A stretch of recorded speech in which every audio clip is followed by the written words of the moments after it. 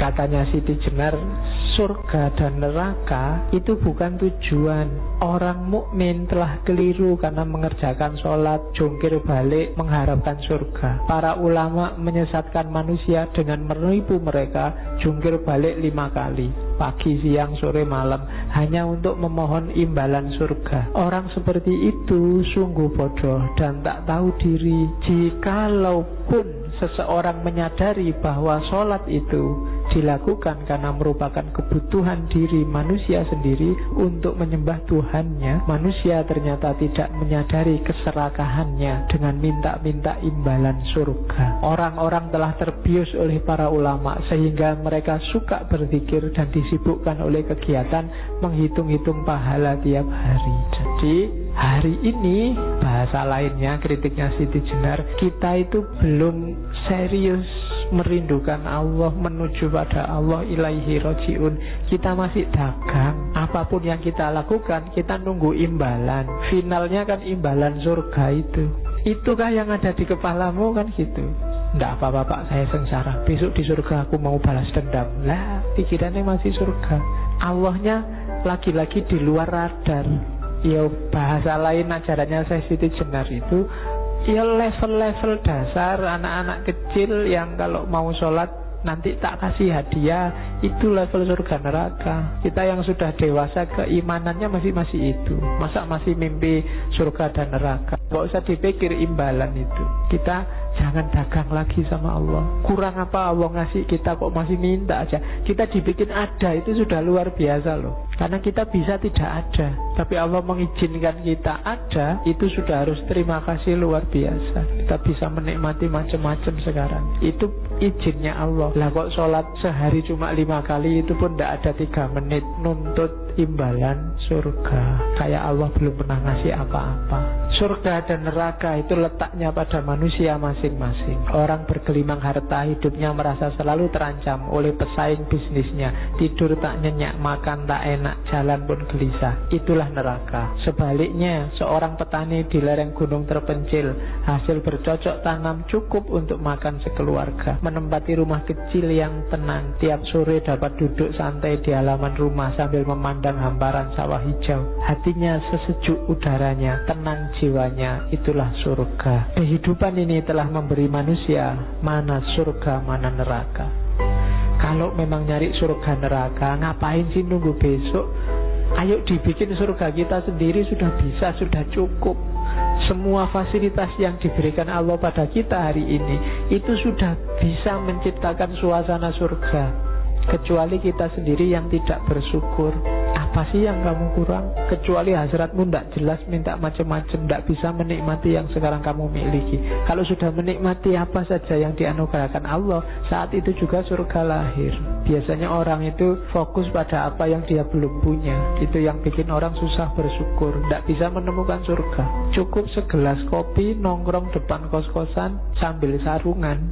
Tuh, kalau bisa menikmati kan inilah surgaku, kan tidak masalah. Tidak apa-apa tuh, itu surga. Nggak usah nunggu lama-lama, besok di akhirat kamu tidak mesti masuk surga masalahnya. Nikmati sekarang aja. Lihat mana? Mana? Mana sini coba. Mau lihat. Sini. Ini ada ini. Nah, ayo, Ayun. Ayo sini, naik dulu sini. Ayo naik. Ayo sini. Gilanya naik sini. Naik, ayo.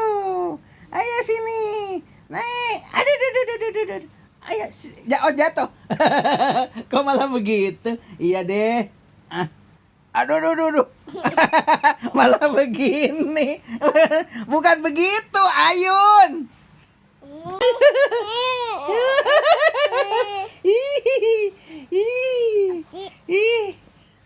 Ayun dulu deh.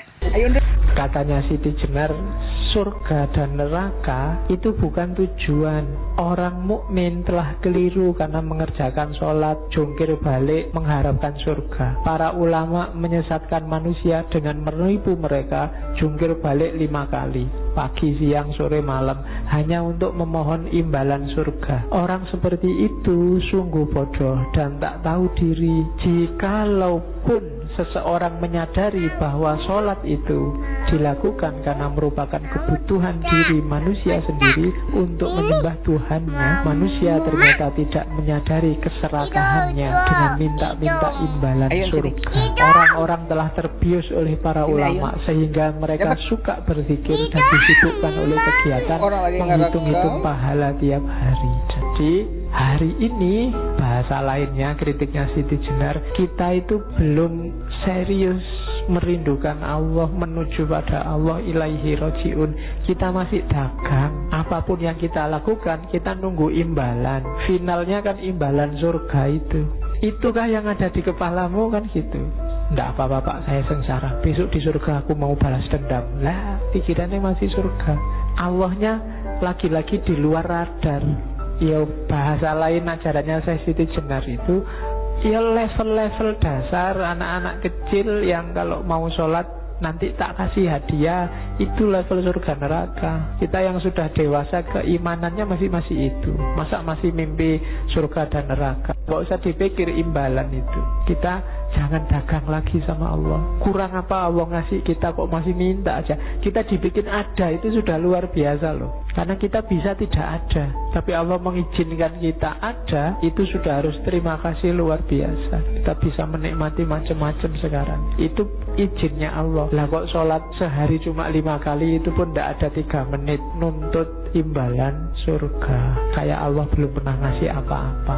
Surga dan neraka itu letaknya pada manusia masing-masing. Orang bergelimang harta, hidupnya merasa selalu terancam oleh pesaing bisnisnya. Tidur tak nyenyak, makan tak enak, jalan pun gelisah. Itulah neraka. Sebaliknya, seorang petani di lereng gunung terpencil, hasil bercocok tanam cukup untuk makan sekeluarga, menempati rumah kecil yang tenang. Tiap sore dapat duduk santai di halaman rumah sambil memandang hamparan sawah hijau. Hatinya sesejuk udaranya, tenang jiwanya. Itulah surga. Kehidupan ini telah memberi manusia mana surga, mana neraka. Kalau memang nyari surga neraka, ngapain sih nunggu besok? Ayo dibikin surga kita sendiri, sudah bisa, sudah cukup. Semua fasilitas yang diberikan Allah pada kita hari ini itu sudah bisa menciptakan suasana surga. Kecuali kita sendiri yang tidak bersyukur. Apa sih yang kamu kurang? Kecuali hasratmu tidak jelas, minta macam-macam, tidak bisa menikmati yang sekarang kamu miliki. Kalau sudah menikmati apa saja yang dianugerahkan Allah, saat itu juga surga lahir. Biasanya orang itu fokus pada apa yang dia belum punya. Itu yang bikin orang susah bersyukur, tidak bisa menemukan surga. Cukup segelas kopi, nongkrong depan kos-kosan sambil sarungan. Loh, kalau bisa menikmati kan inilah surgaku, kan tidak masalah. Loh, tidak apa-apa tuh, itu surga. Nggak usah nunggu lama-lama besok di akhirat. Kamu tidak mesti masuk surga masalahnya. Nikmati sekarang aja.